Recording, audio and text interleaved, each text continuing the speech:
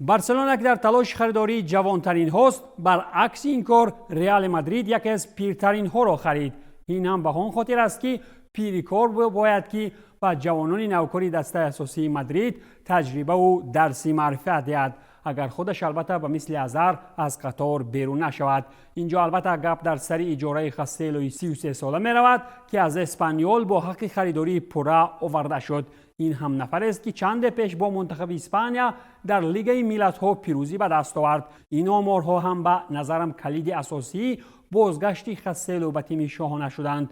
خود خاستلو باشد در سیستم رئال سالهای 2009-12 برآمد کرده، حتی در تیم اساسی نیز بازی کرده است. پس معلوم می شود که این رزویدکچی بارسا نبوده و آدم خودی در کاتالونیا بوده است. و مثال بنزما اگر زیاد گلزنی هم نتواند، به خیالم در مادرید چون حشراتی ضرررسان نخواهد بود.